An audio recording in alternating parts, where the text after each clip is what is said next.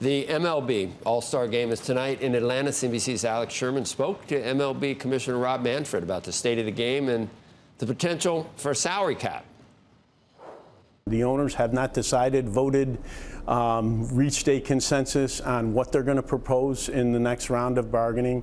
I will say this. At the end of the day, sports sell competition. We do have fans in a significant number of our markets who are really concerned about the issue of competitive balance and the competitiveness of the teams in their markets, and it's something we're going to have to pay attention to.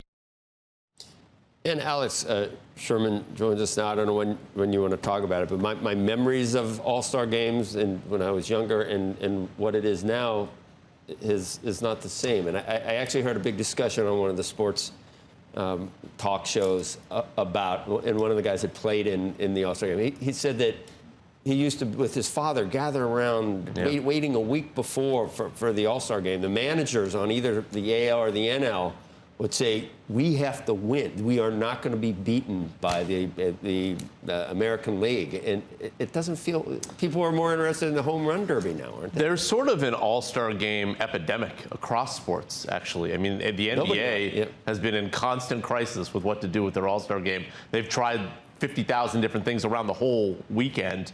And in fact, now they're moving toward a USA versus the world, basically blowing up the whole game starting next year, because the NHL had a lot of success with that in their All-Star game, which was something that they moved to. I actually asked Rob Manfred, would you guys consider doing a USA versus the world? And he said, no, there's still all this tradition wrapped up in the AL versus NL. Like, you know, we're not ready to go there yet, though he did admit they've had some discussions with it. But yeah, look, I mean, I think if you look at the attendance for the Savannah Bananas, I don't know how familiar you are with Savannah Bananas, I saw that 60 minutes but piece. you know, people are selling out these stadiums to watch these guys do flips and things, and we're entering a social media viral clip with trying to get younger audiences in. That, you know, I think maybe to some degree the All-Star game is old. It has sort of this like nostalgia. One of the best players there?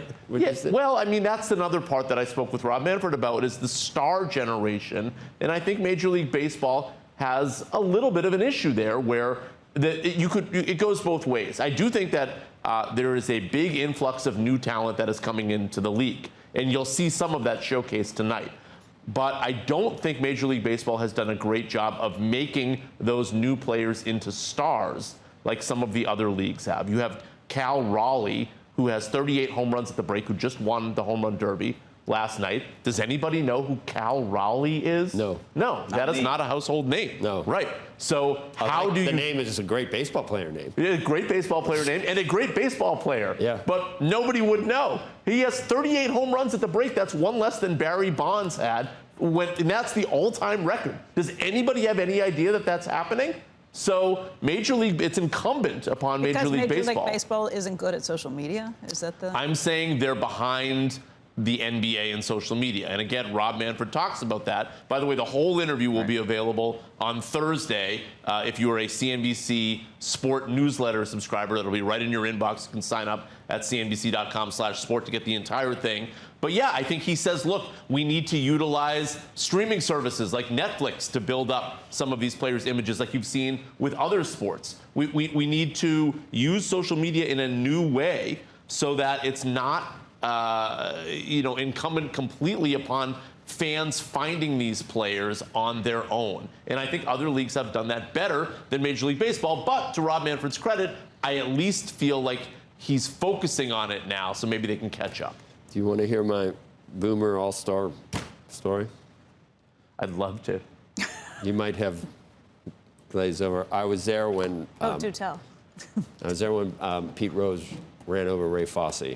Yeah. He was that competitive in an All-Star game. It meant nothing, and basically... You get hurt? Did Fosse, yeah, Fosse, I don't know if Fosse ever, did he ever come back? I don't know, but that's how much Charlie Hustle... By the way, another decision Rob That was in Manfred Cincinnati in the 70s. Yeah. was to allow Pete Rose to get into the Hall of Fame now that he's passed away. I talked to him about that, too. And he said, look, it's not like I'm not for lifetime bans for major scandals, but when players die, it doesn't make any sense to me anymore to keep these guys out of the Hall of Fame. Like, their lifetime ban is up. They died. And so they died, and then he puts them in? I don't That's get right. That was his decision. I don't get that. Yeah. Well, a lot of people don't. Controversial decision. That record, can you see it being broken, that many hits? You need 20 years of 200 hits plus every year. The game has changed right now where players go for power so much and don't go for these singles and doubles. That we're certainly not in an era right now that record is in any jeopardy. Is ever going to be. Yeah. Which is amazing. You didn't get that bored. You remember Ray Fosse and Pete Rose. You remember it, sort of, right?